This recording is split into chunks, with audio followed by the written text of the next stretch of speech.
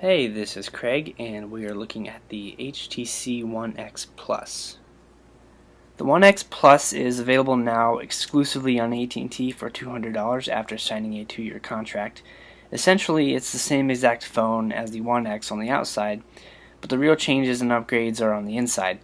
It comes with Android 4.1 Jelly Bean right out of the box, and it sports a 1.7 GHz NVIDIA Tegra 3 chip, 64 gigabytes of storage, and a slightly larger battery this time around. It also has the same 4.7-inch Super LCD 2 720p display that we saw on the One X. And despite the large screen size, the device doesn't actually feel overwhelming to hold at all. As far as other specs, there's 1 gig of RAM and an 8 megapixel rear camera with a 1.6 megapixel front-facing camera. The One X Plus has a unibody shell, which means you can't replace the battery and there's no micro SD card slot.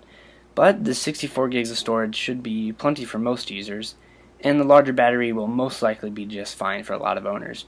Speaking of the battery, I was able to go almost 2 days from light to moderate usage, and well over 12 hours from moderate to heavy usage. That's certainly respectable, and frankly, I wouldn't really expect anything less. The screen is really great. Again, it's the same display that's on the One X, which arguably has one of the best displays on the smartphone market, other than the Droid DNA, of course. The display is super crisp and clear, and it provides an excellent viewing experience with text and images showing up extremely sharp and bright. As aforementioned, the One X Plus runs 4.1 Jelly Bean, so it comes with all the new Android features like Google Now and Project Butter, and of course HTC Sense UI runs on top. But it actually doesn't get in the way as much as it could. There's obviously a lot of reskinning, but big features like Google Now are left completely alone, which is really nice.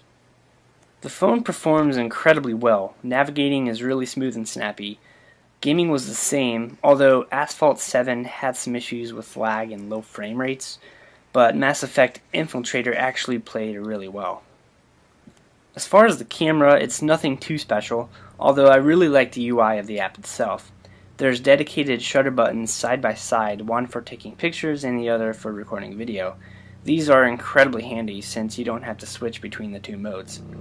There's also a quick pull down menu that has all sorts of effects that you can apply to your photos and videos in real time. Image quality is subpar. With enough lighting you can take crisp photos, but any kind of low light will introduce a world of noise that almost makes the photos look blotchy. Video quality was pretty decent. The upgraded sensor records 30 frames per second instead of 24 frames per second of the One X, but most users won't really notice the difference between the two. Overall, the One X Plus is definitely a step up from the One X spec-wise, and the addition of Jelly Bean is probably one of the biggest selling points of this new phone. However, if you already have a One X, there's really no point in upgrading to the One X Plus, especially since the One X is being upgraded to Jelly Bean as well. However, if you're in the market for a completely new phone and don't mind HTC Sense UI, the One X Plus is actually a really good choice.